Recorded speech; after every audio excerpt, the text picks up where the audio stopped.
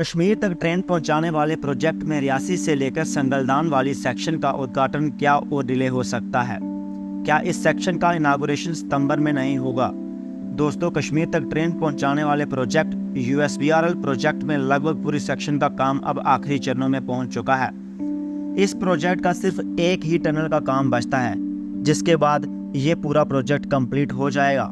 लेकिन उससे पहले रियासी से लेकर संगलदान वाली सेक्शन का काम कंप्लीट हो चुका है और 15 अगस्त को उसकी इनागुरेशन भी होनी थी, लेकिन वो नहीं हुई। उसके क्या कारण थे, इसके ऊपर मैंने रिसेंटली एक वीडियो बना चुका हूँ, आप वो जाके देख सकते हो। लेकिन अब ऐसा कहा जा रहा है कि सितंबर में इसकी इनागुरेशन हो सकती है, क्योंकि श्रीनगर से लेह हाईवे पे जेडमोर टनल का इनागुरेशन भी 15 सितंबर को रखा गया है और ऐसा कहा जा रहा है कि एक दिन में दोनों चीज़ों की इनागुरेशन एक साथ होगी।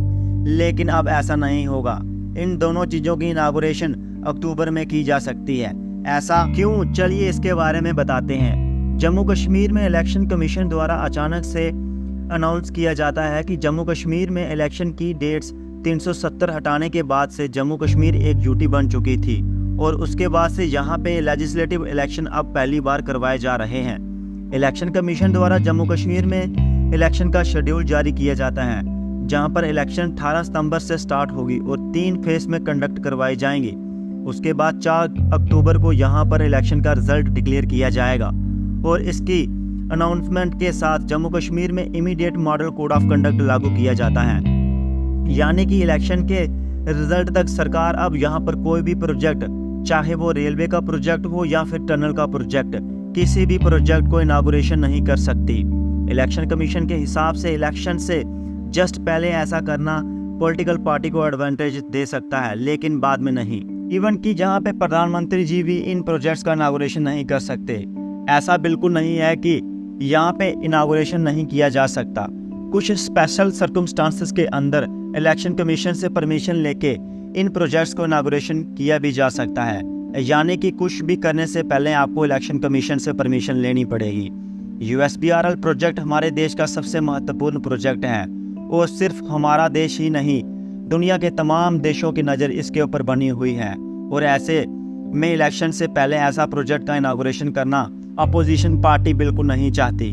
यानी कि स्पेशल सर्कमस्टांसेस के अंदर भी अगर इनागुरेशन करना है तो अपोजिशन पार्टी भी इसके लिए प्रोटेस्ट कर सकती है।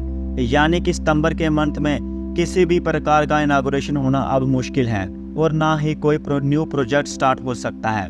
और साथ ही अगर हम टनल 1 की बात करें तो उसका काम भी तेज गति के साथ आगे बढ़ रहा है। कुछ सोर्सेस के हिसाब से पता चला है कि 40 मीटर तक की बेंचिंग का काम ही बचा हुआ है और अगर ऐसे ही काम चलता रहा, कोई और मेजर प्रॉब्लम नहीं आई तो 2 से 3 महीनों के अंदर ये टनल बनके तैयार हो जाएगा। अब मॉडल कोड ऑफ कंडक्ट लगने के बाद ये भी प्रोबेबिलिटी बन चुकी है कि कटरा से लेकर संगलदान तक पूरी सेक्शन का इनागुरेशन एक साथ किया जाए। अब ये समय ही बताएगा कि आगे क्या होता है, लेकिन जिस प्रकार की कंडीशन अभी पैदा हुई है उस प्रकार से 4 अक्टूबर तक ट्रेन का चलना मुश्किल है। अब आगे गवर्नमेंट क्या डिसीजन लेती है, क्या ये इनागुरेशन करती है या नहीं करती है, ये आने वाले समय में ही पता लगेगा। जो भी पॉसिबिलिटीज़ हमने इस वीडियो में डिस्कस करी, क्या आप उसके साथ सहमत हो? कमेंट करके हमें ज़रूर बताइएगा। वीडियोस पसंद आई हो तो आप इस चैनल को सब्सक्राइब और इस वीडियो को अपने दोस्तों में शेयर ज़रूर कर दीजिएगा। धन्यवाद।